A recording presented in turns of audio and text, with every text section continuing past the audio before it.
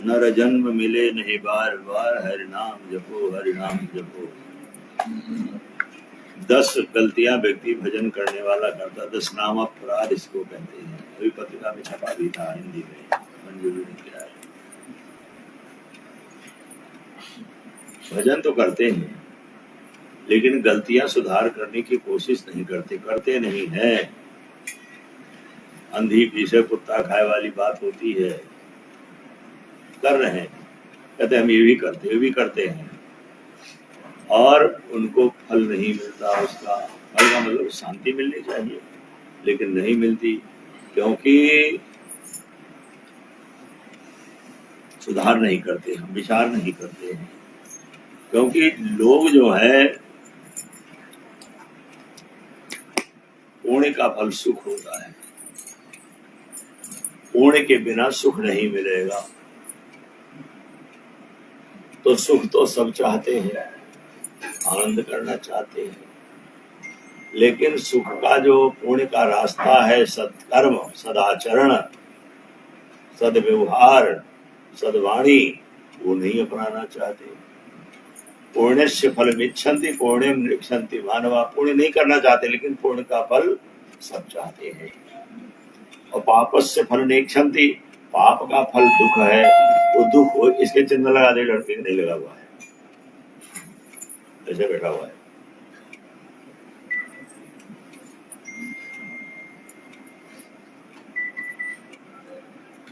बिना किसी पाप के हमको कोई दुख नहीं मिलता है।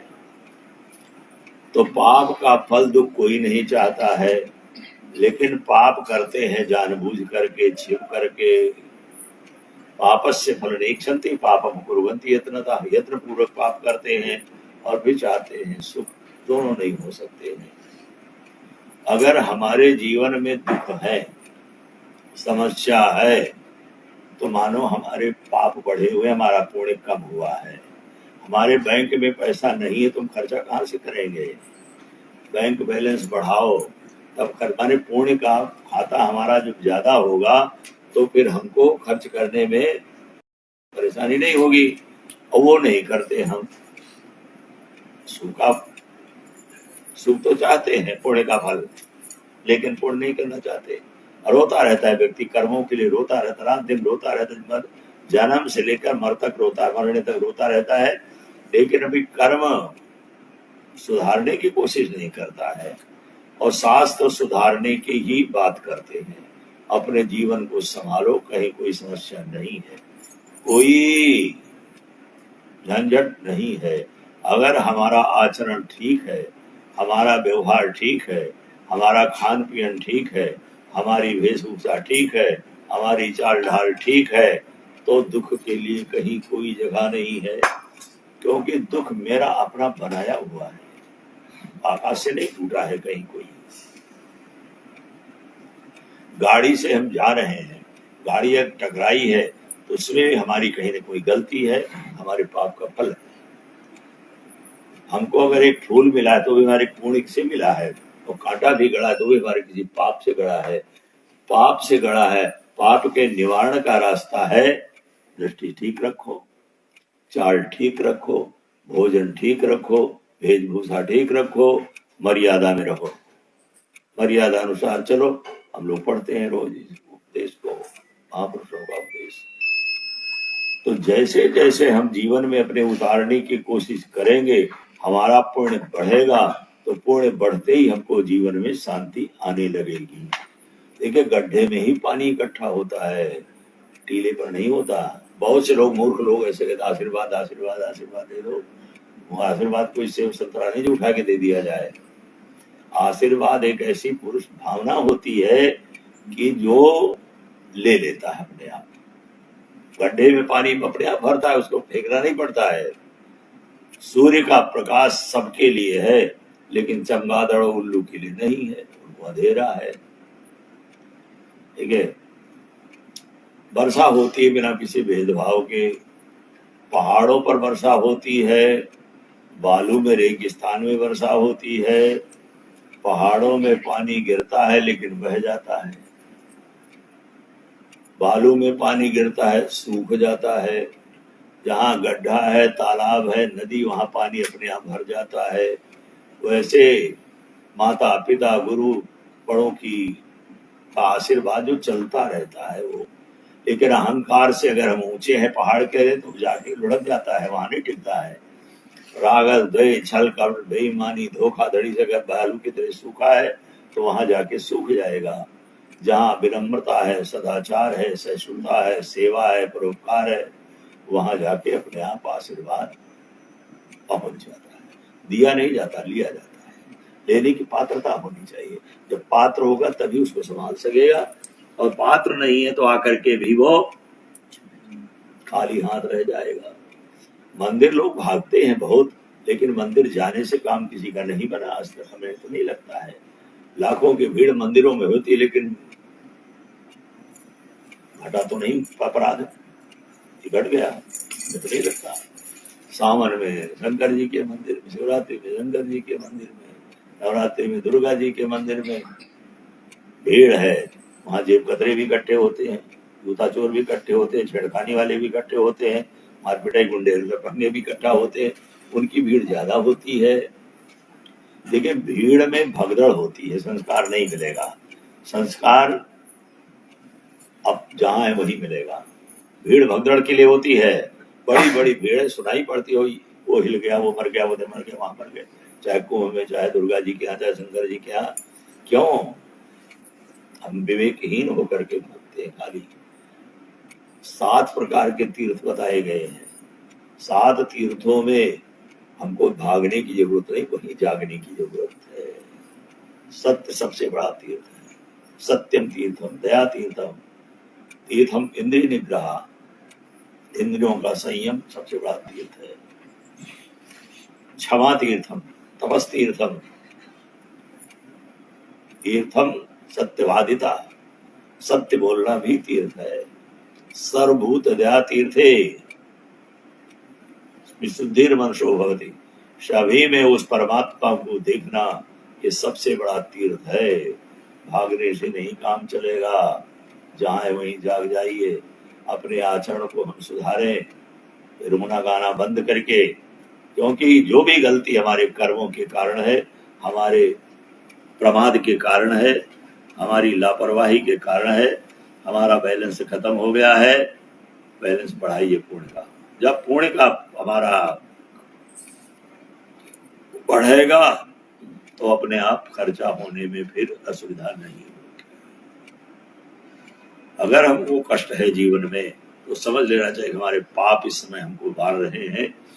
पाप को मिटाने के लिए पुण्य को बढ़ाने की जरूरत है, और पुण्य का रास्ता यही है जो हम लोग आपस में चर्चा करते हैं। पुण्य सत्कर्म से बढ़ता है, दया, सेवा, परोपकार, दान से बढ़ता है। कहते हैं चलो देख के चलो।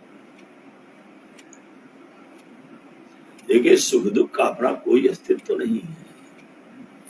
जो हमको भोजन भूख के समय अच्छा लगता है, भोजन पेट भरने के बाद हमारे दुख रूप हो जाता है कि नहीं हो जाता है। जितना बड़ा रसगुल्ला हो, कितना बड़ा हलवा हो, लेकिन कहते हैं अब ले जाओ नहीं, गिर पड़ेंगे।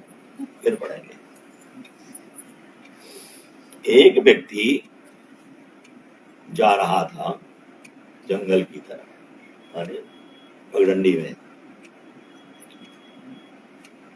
अंधेरा था। अंधेरे में उसको एक पत्थर की ठोकर लग गई। बात पकड़ रहे हैं ना? पत्थर की ठोकर लग गई। ठोकर लगने से हाय, देखा खून निकलने लगा। अब वो परेशान हो रहा। तब ने इतने में कोई एक टार्च वाला आ गया, जैसे हम लेके टार्च चलते हैं, दोपहर को भी टार्च लेके चलते हैं हर समय। इतनी बड़ी रखी 4 सेल की हमारे पास समय रहती है, कहीं भी रहे। तो उसने जलाया, तो चोट लगी चिल्ला रहा था। तो देखा 5 किलो का सोने का डेला था। अब रोएगा कि हंसेगा बताओ? क्यों? अंदर का लोग तो सुख दुख क्या हुआ बताइए? सुख दुख क्या हुआ? अरे वो तो कहता रोज ऐसे लगता है तो क्या परेशानी है?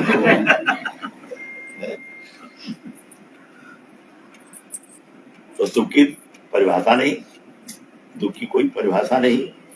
जो हमारे मन के अनुकूल ना हुआ वो दुख हो गया, और जिसमें मन चिपक गया वो सुख हो गया। बस इतना ही, तो और कुछ नहीं है।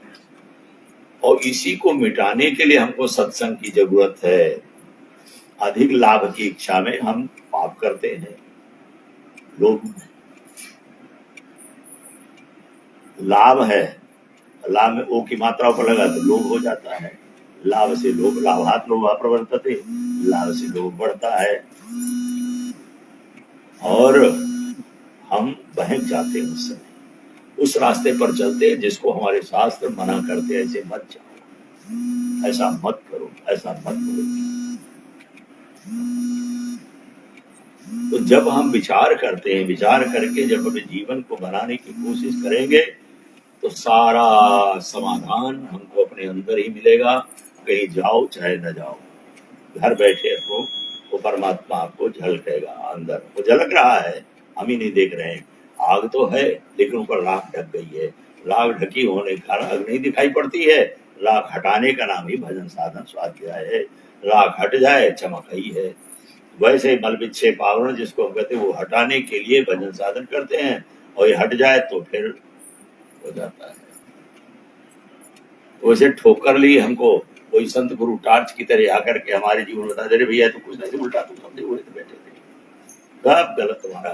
ब्रह्म जी रहे थे, जिसको तुमने दुख रूप माना वो तुम्हारे खजाना है, तुम्हारे सुख का। अरे देखिए, जहां पर शब्द होता है वहीं अर्थ होता है, बाहर नहीं। यहाँ शब्द है तो मंदिर में जाकर अर्थ मिलेगा, ऐसा नहीं है, यही उसी में मिलेगा। जहाँ समस्या होती वहीं समाधान होता है, बाहर नहीं कि यहाँ समस्या कलकत्ता में समाधान होगा, जाके अमेरिका में समाधान होगा। जहाँ समस्या है वहीं समाधान है, जहाँ प्रश्न है वहीं उत्तर है, जहाँ शंका है वहीं समाधान है। केवल समझने की जरूरत है, अपने को संभालने की जरूरत है। उसका है रास्ता सदाचार, मर्यादा। अपनी भारतीय परंपरा, अपनी भारतीय ऋषियों की परंपरा का हम जितना अनुपालन करेंगे उतना हम जीवन में शांत और सुखी रहेंगे। आज उसी का टूटा हो गया है। लोग दिखावे की जिंदगी जी रहे हैं, उधार की जिंदगी में जी रहे हैं और अपने से खाली हो गए। अब उधार की जिंदगी कितने दिन चलेगी बताओ। आजकल हम सुनते हैं लोग जो है, कोई अपने घर में उत्सव, किसी का जन्म दिवस, किसी कुछ मनाते हैं तो सब किराए का काम लाते हैं, और किराए के लिए पैसा नहीं आता तो फिर रोते हैं, सोचते इतना आ जाए, उससे आ जाएगी, लिस्ट बना लेते हैं, लेकिन वो नहीं। एक व्यक्ति मेरे परिचय का है,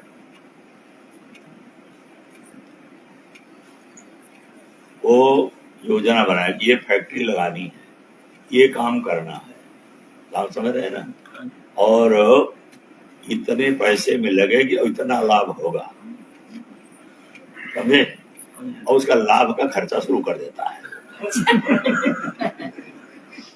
10 लाख का लाभ होना, 10 लाख साल खर्चा शुरू, और काम कहीं कुछ नहीं। तो ऐसे भी बेवकूफ लोग हैं दुनिया में। भाई सर मैंने खड़ी की है, विचार नहीं है। अपनी सीमा में व्यक्ति रहना सीखे, अपनी मर्यादा में रहना सीखे, अपनी कुल परंपरा, देश, मर्यादा, संस्कृति, इनका पालन करता हुआ अगर जीवन रहेगा तो गरीबी में भी हंसता रहेगा, और मर्यादा से हटेगा तो अमीरी भी उसके लिए सांप बन करके उसको खा जाएगी, और खा रही है आजकल। धनवानों की जितनी दुर्दशा है उतनी गरीबों की नहीं है। कहीं भी आप देखो दुनिया में जाकर के वही पिट रहे हैं, वही खत्म हो रहे हैं, बर्बाद हो रहे हैं, क्योंकि बेलगाम गाड़ी है, बिना ब्रेक की गाड़ी भगा रहे हैं, और आलस्य, प्रमाद, बेईमानी, झूठपन, धोखाधड़ी, कपट, इसके वो ठेकेदार बन गए। मर्यादा से हट करके जीवन जी रहे हैं और सोचते हैं हमको शांति मिल जाए। हम गरीबों के बीच में ज्यादा रहते हैं, हमको उनका बारे में ज्यादा पता है, तो जितने हंसते हमें दिखाई पड़ते हैं, धनवान हंसता नहीं उसको अब इन अभागों के लिए लाफिंग सेंटर खुल गए, जहां जन्म से हंसता सीखता है व्यक्ति, उनको सिखाने के लिए केंद्र खुल गए। बहन, हंसी आती कि नहीं आती? हमको तो समझ में नहीं आती हंसी आती क्या है ये? हंसी खत्म हो गई। भाई कोई ना कोई अवसाद है हमारी जिंदगी में, कोई ना कोई हमारे अभाव है, चिंता है, जिसके कारण हमारी हंसी खो गई। उसके मूल कारण तो हम ही हैं। अपने ऋषियों की, अपने पूर्वजों की परंपरा का ध्यान नहीं दिया और कर्म के लिए रोते रहते हैं। खुरापात में समय है, खुरापात के लिए पैसा है, दिखावे के लिए धन है, सब है, लेकिन सदाचार के लिए सब में टूटा है। भगवान कहते चलो हम सब निकाल लेंगे तुम्हारा। ऊपरी भक्ति लोग करते हैं और 2-3 लोग रहते हैं घर में। अब उनको हो गई, कहीं का निमंत्रण आ गया, शाम को भगवान का भोग लगाना है, तो सोचते हैं कि अब क्या करें, कैसे करें। वहां जाना भी जरूरी है। गिद्ध पार्टी में, गिद्ध पार्टी कही जाएगी, कुकुर पार्टी कहते गांव में। कुकुर कुत्तों की पार्टी होती है, खड़े खड़े खाते हैं। तो जल्दी जल्दी आधा किलो दूध लाए बाजार से खरीद करके, बनावटी, और गर्म करके भगवान के पास रख दिया। कहा आज इसे काम चला लो, कल भी ठीक से भोग लगाएंगे। भगवान अच्छा चूतिया बना रहा है मुझे, तो निकालूंगा सर, और 15 दिन अस्पताल में रखूंगा, खाली दूध पर ही रखूंगा। हो गया। भगवान की नींद लगती है, चलो दाखिल हो जाओ, पैसा भी दो और दूध और रस में जिंदा रहो। तो भगवान तुरंत ले लेते हैं, मुझे तो लगती है। तो बहानेबाजी जो हम जीवन में करते हैं, सब काम के लिए समय है, भगवान के लिए समय नहीं है। बड़ा सोता रहता है व्यक्ति अभागा, सारे साथी जगह तू न जागा, मन गागा बन भागा, बेला अमृत गया आलसी सो रहा बन भागा। हंस का रूप था बंदला पानी पिया बन के काला, वही हो रहा है। दुख हमारे बनाए हुए हैं, उसके लिए हम सब कर्म कर रहे हैं और उस पर आगे बढ़े। जीवन में शांति हमारी रहेगी, क्योंकि शांति हमारा स्वरूप, शांति भरी हुई बाहर से नहीं आएगी, अंदर ही भरी हुई। बाहर कहीं बाजार दुकान से, न ज्वेलरी से, न सब्जी मंडी से कहीं चली आएगी, अंदर से निकलेगी जब आएगी। मंदिरों में भी नहीं मिलेगी, जहां बैठे वहीं मिलेगी। ये विचार करें, अगली चर्चा फिर कल करें, तो लंबी होती जाती पूछ। बोली श्याम रामचंद्र भगवान की जय। ओम चंद्रशेखर चंद्रशेखर।